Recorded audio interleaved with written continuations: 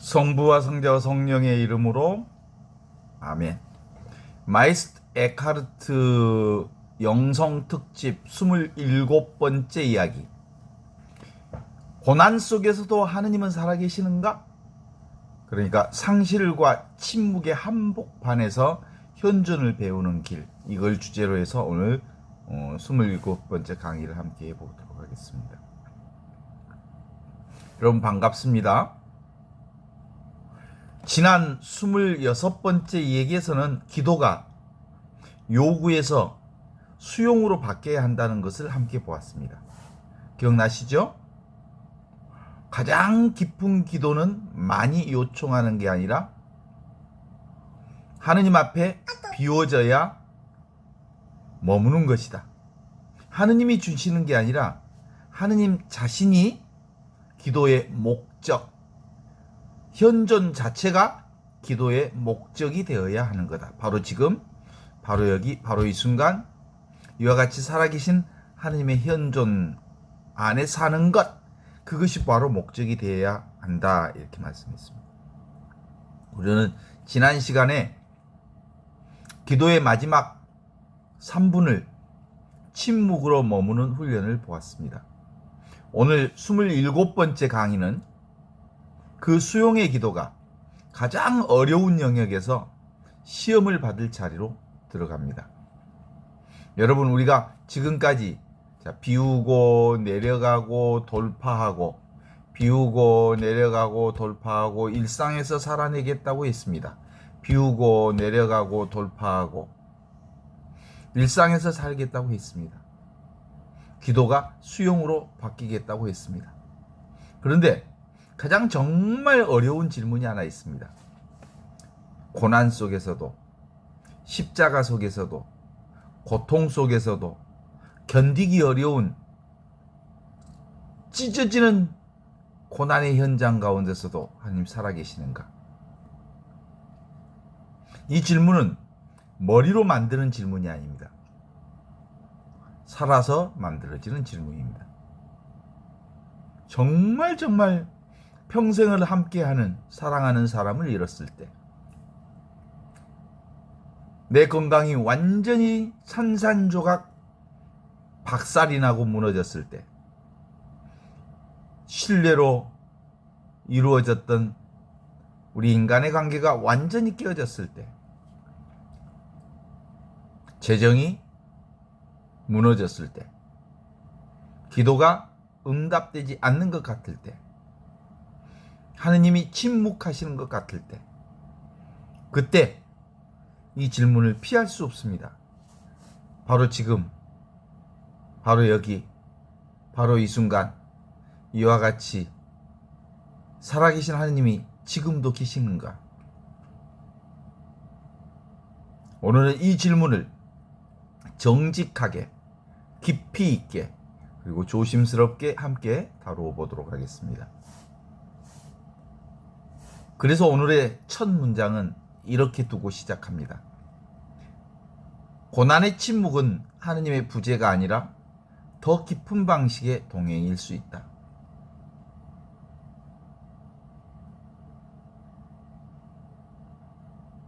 그죠?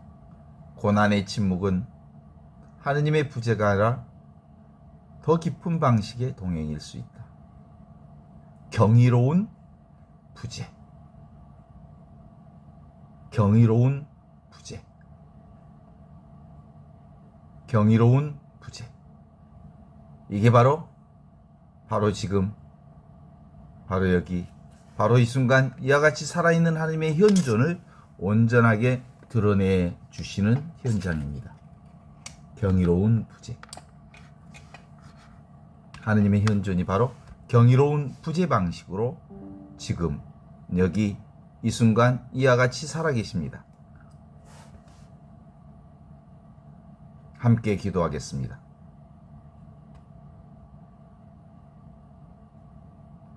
성부와 성자와 성령의 이름으로 아멘. 하느님, 우리는 좋을 때는 당신이 바로 지금, 바로 여기, 바로 이 순간 이와 같이 살아계신다고 고백합니다. 그런데 고난 속에서 침묵 속에서 아무것도 움직이지 않는 절망 속에서는 당신이 계신지 확신하지 못합니다. 산산이 부서진 고통의 현장 안에서, 상실 속에서, 아픔 속에서, 침묵 속에서 당신이 어디 계신지 모른다고 말하고 싶을 때가 있습니다. 주님, 오늘 이 시간 그 정직한 질문을 피하지 않게 하소서. 그 고난 속에서도 당신이 계신다면, 그 십자가 속에서도, 그 절망 속에서도, 그 산산이 부서진 현장 가운데서도 당신이 계신다면 그 계심이 어떤 방식인지 조용히 알게 하소서. 그리고 바로 지금, 바로 여기, 바로 이 순간 이 자리에서 고난을 겪고 있는 사람이 있다면 그 사람을 정죄하지 마시고 위로하고 품어주소서. 우리 주 그리스도를 통하여 비나이다. 아멘. 성부와 성자와 성령의 이름으로 아멘. 여러분, 오늘 가장 먼저 정직하게 물어야 할 질문이 있다고 그랬죠? 십자가, 고난, 고통, 산산이 부서지고 박살이 나버린 관계 속에서 인간으로는 도무지 이해할 수 없는 현장의 상황 앞에서 우리는 하느님은 어디 계십니까? 이 질문을 피하지 맙시다. 이 질문을 신학적으로 설명해 버리지도 맙시다. 이 질문은 그래도 믿어야 라고 말로 덮어버리지도 맙시다. 믿을 교리 하고 딱 덮어버리지도 맙시다. 신학적으로 해명도 되지 않습니다. 질문을 피하지 맙시다. 왜냐하면 고난을 겪고 있는 사람에게 그래도 믿어야지 라는 말은 때로 가장 잔인한 말이 될 수 있기 때문입니다. 여러분, 산산이 부서진 현장, 고난의 현장, 인간관계가 완전히 깨진 박살난 처절한 현장, 이 현장에서 인간은 이렇게 묻습니다. 하느님 어디 계십니까? 왜 침묵하십니까? 왜 안 도와주십니까? 내가 뭘 잘못했습니까? 왜 이렇습니까? 정말 계신 게 맞습니까? 이 질문은 불신앙이 아닙니다. 이 질문은 인간의 가장 정직한 영적 반응입니다. 성서의 시편 기자는 이렇게 물었습니다. 오 나의 하느님, 나의 하느님, 어찌하여 나를 버리십니까? 예수님도 십자가 위에서 이렇게 물으셨습니다. 나의 하느님, 나의 하느님, 어찌하여 나를 버리십니까? 여러분, 이 질문은 불경이 아닙니다. 이 질문은 신앙의 가장 깊은 자리에서 나오는 질문입니다. 오늘은 이 질문을 정직하게 바라보면서 동시에 에카르트의 통찰이 이 질문에 어떤 빛을 비추는지를 함께 살펴보겠습니다. 여러분, 고난 속에서, 십자가 속에서, 역경 속에서, 역기능 속에서, 산산이 부서지는 처참한 현장 속에서 하느님이 침묵하실 때 우리는 어떻게 반응합니까? 가장 자주 반응하는 것이 있습니다. 하느님 안 계셔. 그따위 하느님 없어. 곧 침묵을 부재로 해석합니다. 하느님이 말씀하시지 않으니까 하느님이 안 계신다고 결론 내립니다. 그런데 마이스트 에카르트의 통찰은 여기서 다른 길을 엽니다. 18번째 강의에서는 우리는 이렇게 보았습니다. 침묵은 비어있음이 아니라 말보다 더 깊은 현존이다. 침묵은 비어있음이 아니라 말보다 더 깊은 현존이다. 침묵은 비어있음이 아니라 말보다 더 깊은 현존. 경이로운 부재다. 이 통찰을 고난에 적용하면 이렇습니다. 고난 속에서 하느님이 침묵하는 것이 하느님이 안 계시는 게 아니라 더 깊은 방식으로 경이로운 방식의 부재입니다. 경이로운 부재, 그게 바로 현존입니다. 여러분, 이 말이 쉽지 않습니다. 고난을 겪고 있는, 철저히 부서지고 망가지고 처참한 고난의 현장 안에 있는 사람에게 하느님이 침묵하는 것이 부재가 아니라 더 깊은 행동이다, 경이로운 부재가 곧 현존이다 라고 말하는 것이 때때로 너무너무 잔인하게 들릴 수 있습니다. 그래서 오늘 우리는 이 말을 조심스럽게 그러나 정직하게 풀어보겠습니다. 여러분, 침묵에는 두 가지가 있다고 18번째 이 얘기를 통해서 보았습니다. 버리는 침묵과 함께하는 침묵. 그렇습니다. 버리는 침묵, 그것은 누군가가 고난 속에서 아무도 돌보지 않는 것입니다. 부모가 아이를 버리고 사라지는 것, 친구가 가장 어려울 때 연락을 끊어버리는 것, 이 침묵은 부재의 침묵입니다. 버림의 침묵입니다. 우리가 고난 속에서 하느님이 이런 방식으로 침묵하신다고 느낄 때 가장 깊은 절망이 따라옵니다. 하느님도 나를 버리셨어. 두 번째, 함께하는 침묵입니다. 경이로운 침묵, 경이로운 부재. 이것은 현존입니다. 이 현존은 다릅니다. 이 침묵은 누군가가 곁에 있되 말하지 않는 것입니다.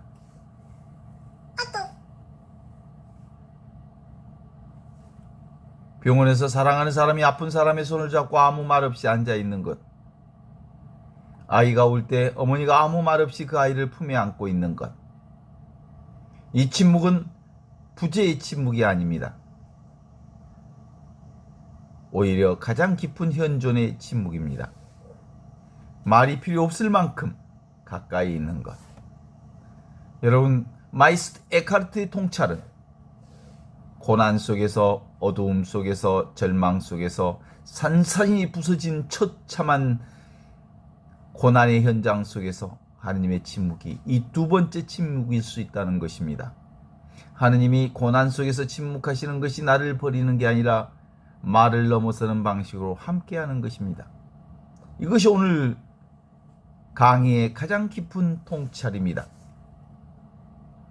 사법인을 통해서 고난을 보겠습니다.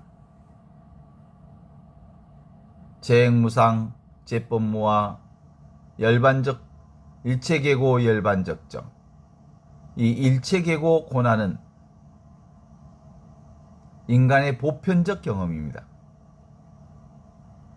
이제 여러분, 고난을 사법인, 재행무상, 재법무와 일체계고 열반적정이라고 하는 사법인의 빛에서 다시 보겠습니다. 특히 오늘은 일체계고가 가장 강하게 빛을 비추는 자리입니다. 일체계고는 뭡니까? 모든 것이 괴로움이라고 하는 통찰입니다. 모든 조건 지어진 것이 괴로움을 낳는다는 진리입니다. 여러분, 이 통찰은 우리를 정죄하는 게 아닙니다. 오히려 우리를 해방하는 것입니다. 왜 그렇습니까? 고난이 나의 것이 아님을 알게 하기 때문입니다. 고난은 내가 잘못해서 온 게 아닙니다. 고난은 내 믿음이 부족해서 온 게 아닙니다. 고난은 내가 뭔가 잘못 선택해서 온 게 아닙니다. 고난은 인간의 보편적 경험입니다. 모든 것이 변하고 재행무상, 내가 붙드는 것이 다 흘러가고 붙들수록 괴로움이 깊어지는 일체계고, 이 세상의 구조 안에서 고난은 피할 수 없는 경험입니다. 여러분, 이 통찰이 주는 이론은 무엇입니까? 나만 이런 게 아니다. 내가 잘못해서 그런 게 아니다. 이것은 인간적 보편적 경험이다. 이게 바로 우리가 알아차리는, 아하, 이거구나 라고 통찰하는 거죠. 알아차리는 거죠. 이 사실 하나가 고난 속에서 무너진 사람에게 큰 위로가 될 수 있습니다. 고난을 겪고 있는 사람이 가장 자주 듣는 말이 뭔지 아십니까? 뭘 잘못했다고요, 내가. 이런 고통이, 이런 몹쓸 고통이 죄가 있어서 그런 게 아닌가요? 믿음이 부족해서 그런 거 아닌가요? 여러분, 이 말이 얼마나 잔인한지 아십니까? 이미 무너진 사람을 더 무너뜨리는 말입니다. 사법인 일체계고는 이 잔인함을 걷어냅니다. 고난, 고통, 무너짐, 깨짐, 산산이 부서진 관계, 처절한 고난의 현장, 그건 내 잘못이 아니라 인간의 보편적 경험이라는 것. 변하는 세상에서 붙들고 사는 모든 존재가 결국 만나는 괴로움이라는 것. 이 통찰이 고난 속에서 위로가 됩니다. 재행무상, 붙드는 모든 것이 무너질 때, 재행무상은 고난에 한번 적용해 보겠습니다. 재행무상, 모든 것이 변한다는 것을 통찰해 보십시오. 여러분, 고난은 자주 무상한 것을 무상하다고 보지 못했을 때 따라오는 겁니다. 건강을 영원한 것처럼 붙들다가 건강이 확 무너지면 정신 차리지 못한 놀라운 고통이 따라옵니다. 사람을 영원한 것처럼 붙들고 있다가 떠나면 고난이 됩니다. 역할을 영원할 것처럼 붙들고 있다가 그 역할이 사라지면 고난이 됩니다. 관계가 영원할 것처럼 붙들고 있다가 변하면 그것이 고난이 됩니다. 여러분, 이것이 바로 불교에서는 무상을 몰라서 오는 고라고 말합니다. 무상한 것을 무상하다고 받아들이지 못할 때 괴로움이 생기는 것입니다. 그런데 이 말을 오해하지 마십시오. 무상, 항상된 것은 없다, 모든 것은 다 변한다라고 하는 이 무상을 알게 되면 고난이 안 온다가 아닙니다. 무상을 알아도 고난은 옵니다. 사랑하는 사람이 떠나면 아픕니다. 건강이 무너지면 두렵습니다. 이것은 인간 자연스러운 반응입니다. 다만 무상을 아는 사람은 고난이 왔을 때 거기에 삼켜지지 않습니다. 무상한 것을 무상하다고 받아들이는 사람은 고난 속에서 이것이 지나간다 압니다. 이 아픔 영원하지 않다는 것을 압니다. 상실도 흘러간다는 것을 압니다. 이 아는 것이 고난 속에서 조금 더 일어설 수 있게 해줍니다. 내가 지금 겪고 있는 이 처절한 고통과 고난 속에서 하느님을 찾기. 이제 잠시 멈추어 기도해 보겠습니다. 눈을 감으셔도 좋고 조용히 앞을 바라보셔도 좋습니다. 잠시 들숨 날숨 호흡을 해 보십시오. 숨을 들이쉽니다. 숨을 내쉽니다.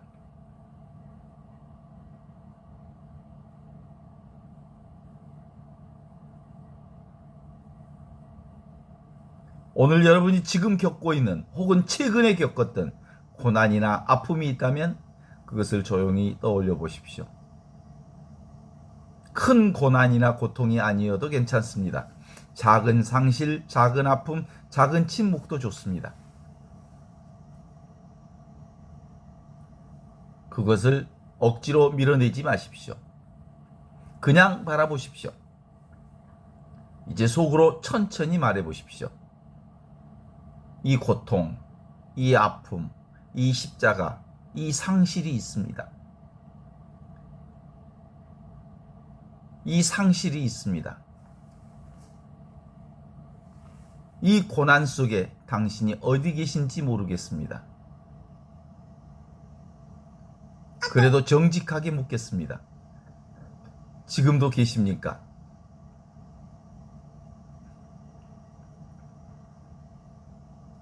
침묵이 부재가 아니라면, 다른 방식으로 함께 하는 것이라면 그 자리를 보게 하소서. 마지막으로 바로 지금, 바로 이 순간 이와 같이 살아있는 하느님의 현존, 하느님은 살아계신다. 이 아픔 속에서도 살아계시고, 이 침묵 속에서도 살아계시고, 이 산산이 부서진 관계 속에서도 하느님 지금 여기 이렇게 살아계신다. 제법모아 고난이 자아를 깎아내릴 때, 제법모아는 내가 나라고 부르는 것이 고정된 실체가 아니라는 통찰입니다. 여러분, 고난이 올 때 무엇이 가장 먼저 무너집니까? 자아가 무너지죠. 내가 건강하다고 믿었던 자아가 무너집니다. 나는 완벽해, 완전해라고 믿었던 자아가 무너집니다. 나는 사랑받는다고 믿었던 자아가 무너집니다. 나는 통제할 수 있다, 이렇게 믿었던 자아가 무너집니다. 이 무너짐이 가장 아픈 부분입니다. 그런데 마이스트 에카르트의 통찰은 이 무너짐을 다르게 보는 겁니다. 우리가 2부에서 그토록 훈련했던 이탈, 놓아버림, 자기로부터 떠남, 이것은 스스로 선택해서 하는 수업이었습니다. 그런데 고난은 선택하지 않아도 일어나는 이탈입니다. 내가 원하지 않아도 일어나는 놓아버림입니다. 내가 원하지 않아도 일어나는 자기로부터의 떠남입니다. 건강이 무너지면 내가 건강하다는 자아를 놓아야 합니다. 사람이 떠나버리면 내가 그 사람을 소유한다는 자아를 놓아버립니다. 역할이 사라지면 내가 그 역할이라는 자아를 놓아야 합니다. 여러분, 이것을 이렇게 보면 고난과 고통과 십자가와 상실은 아주 다른 의미를 통해 다가옵니다. 고난은 내가 선택하지 않는 이탈이고, 내가 원하지 않는 비움이고, 내가 바라지 않는 자기로부터 떠남입니다. 그리고 바로 그 자리에서 영혼은 비워지기 시작합니다.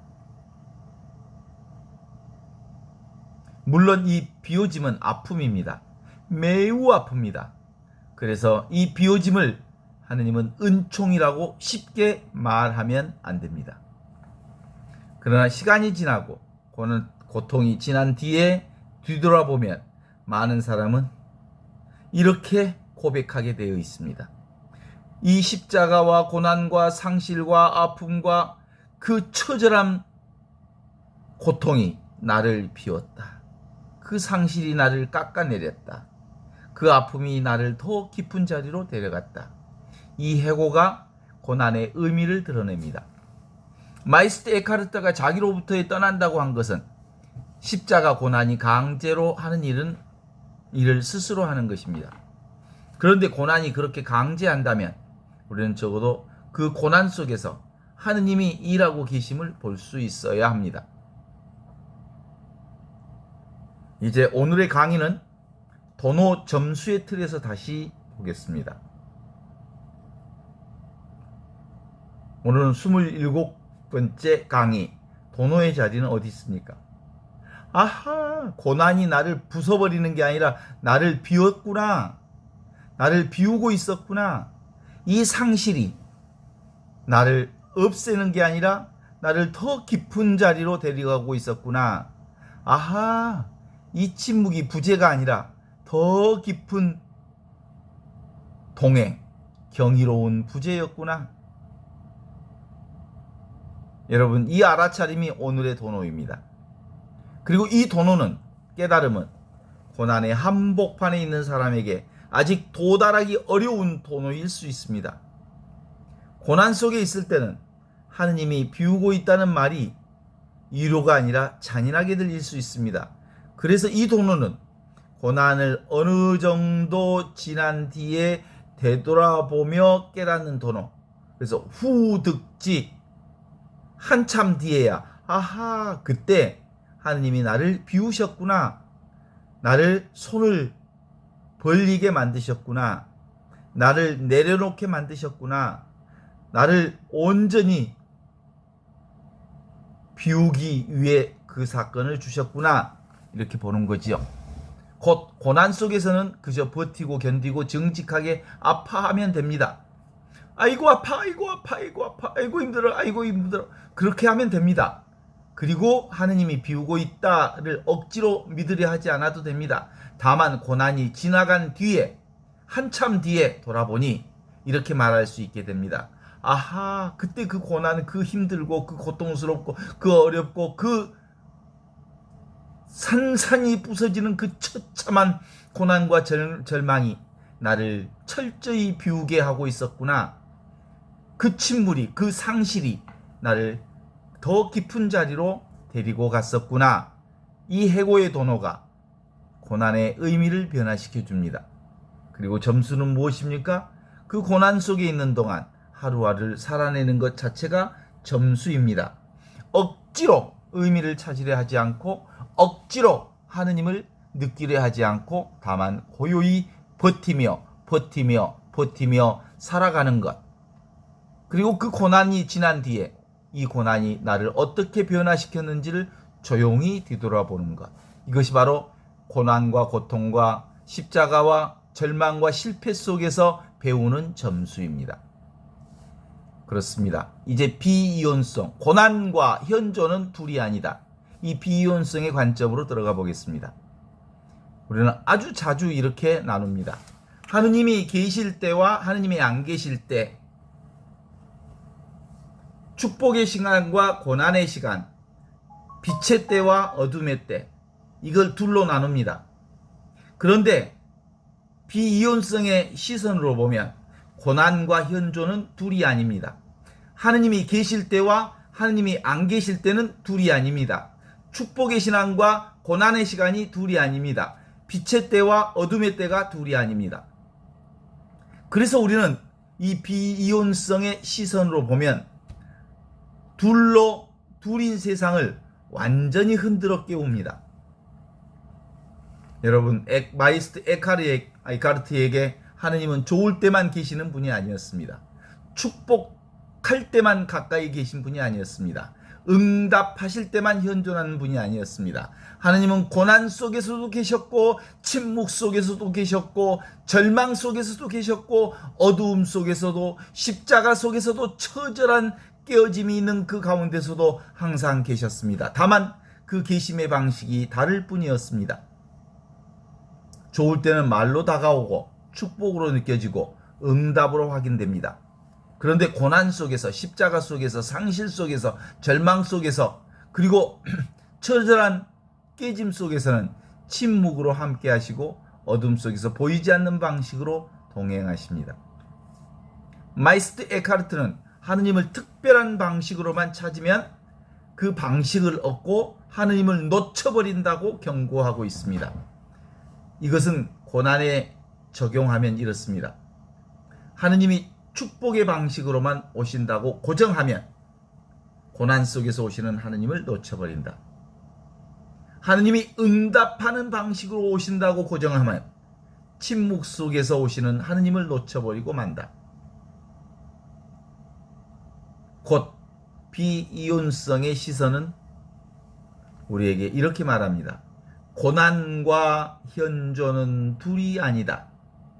하느님은 축복 속에서만 계시는 게 아니라 고난 속에서도 계신다. 다만 그 계심의 방식이 다를 뿐이다.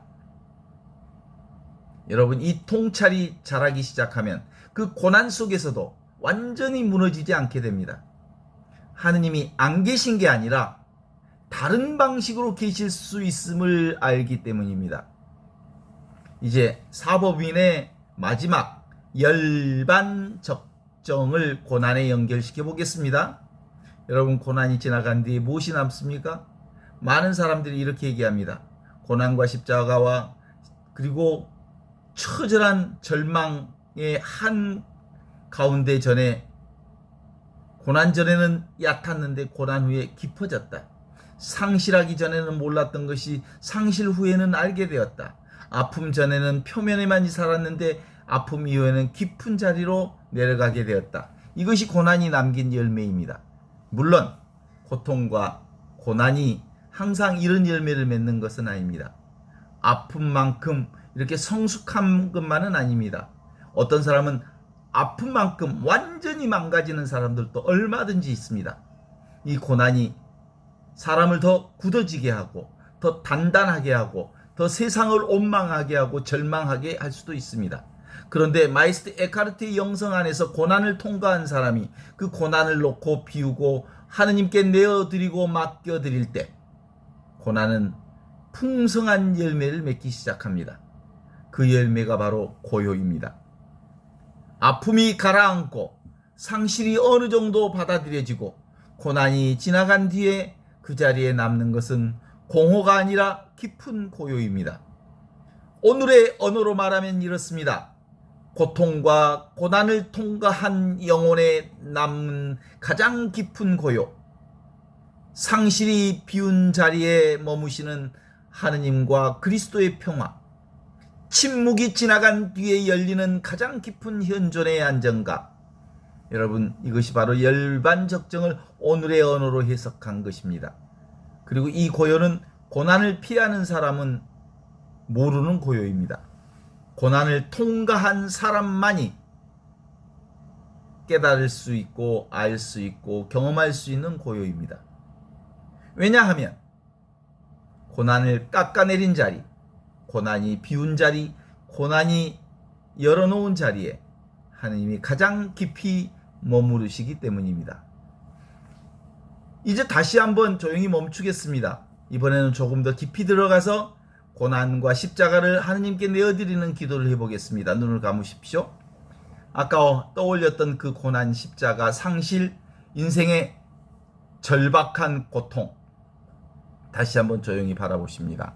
억지로 의미를 찾으려 하지 마십시오. 억지로 하느님이 계신다고 믿으려 하지도 마십시오. 그냥 그 고난만 바라보십시오. 이제 속으로 아주 천천히 따라오십시오. 이 고난과 고통이 있습니다. 이 아픔을 당신께 드립니다. 이 아픔을 당신께 드립니다. 이제 한 호흡을 쉬면서 들이쉬고 이 상실을 당신께 맡깁니다. 이 절망을 당신께 맡깁니다. 이 절망을 당신께 맡깁니다. 이 침묵을 당신께 맡깁니다. 이 고난 속에 당신이 어디 계신지 다 와닿지 않지만 그래도 내어드립니다. 이 아픔이 나를 비우고 있음을 지금 다 보지 못해도 그래도 내어드립니다.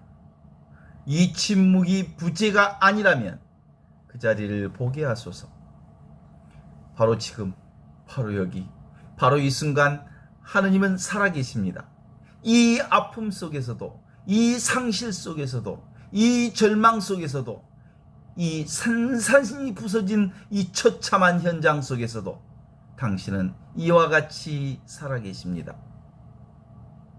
여러분, 오늘의 수행은 조금 다르게 드립니다. 고난을 겪고 있는 분과 고난을 지나온 분들 따라 적용이 다릅니다. 고난 속에 있는 분에게는 지금 고난 속에 있다면 억지로 의미를 찾으려 하지 마십시오. 억지로 하나님이 계신다고 믿으려 하지도 마십시오. 다만 하루하루 견디어내라고 하십시오. 그리고 하루에 한 번이라도 이런 짧은 기도를 드리십시오. 이 고난을 당신께 드립니다. 이 침묵의 부재가 아니라면 그 자리를 보게 하소서. 지금 여기 바로 이 순간 이와 같이 하나님 살아계십니다. 이 기도가 당장 모든 것을 바꾸지 않을 것입니다. 그러나 고난 속에서도 하느님을 놓지 않는 끈이 되어줄 것입니다. 고난을 이미 지나온 분들에게, 고난을 어느 정도 지나왔다면 조용히 돌아보십시오. 그 고난이 나를 어떻게 변화시켰는가? 그 상실이 나를 더 깊게 했는가? 그 아픔이 나를 비우게 했는가? 그 침묵이 더 깊은 행동으로 인도했는가? 그리고 그 고난이 남긴 고요를 조용히 받아들이십시오.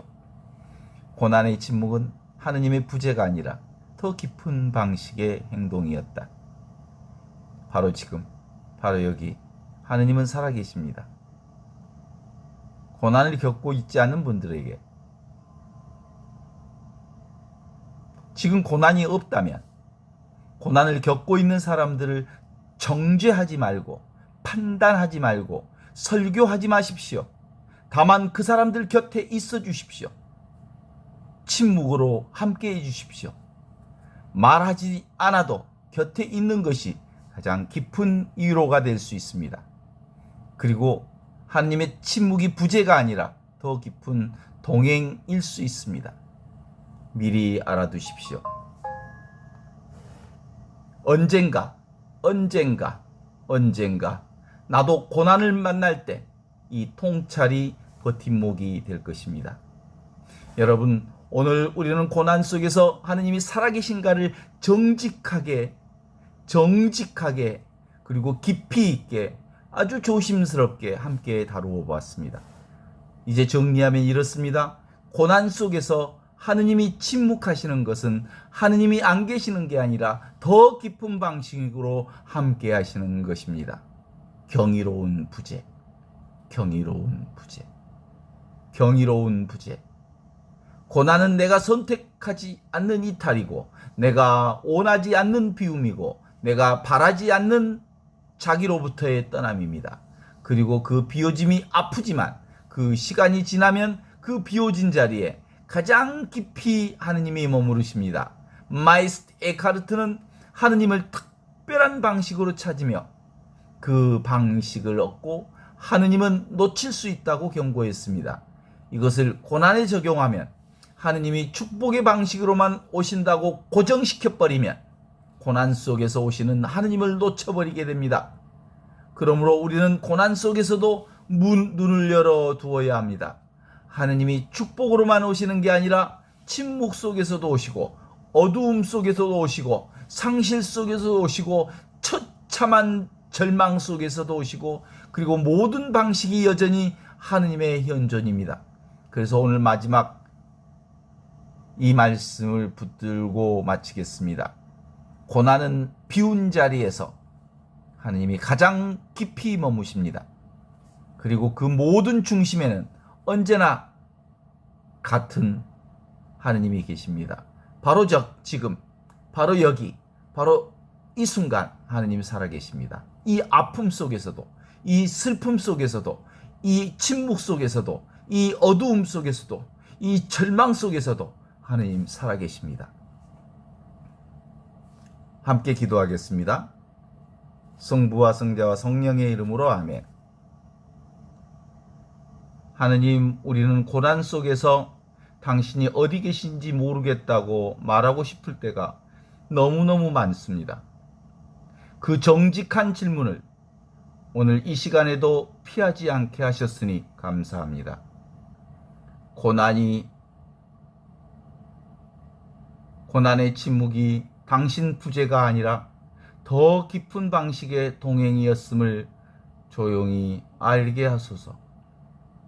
무상하고 변하는 것들을 붙들다가 무너지는 아픔을 정직하게 바라보게 하시고, 고난이 비우는 자리를 억지로 채우려 하지 않게 하시며, 고난이 지나간 뒤 비워진 자리에 당신의 머무심을 조용히 발견하게 하소서.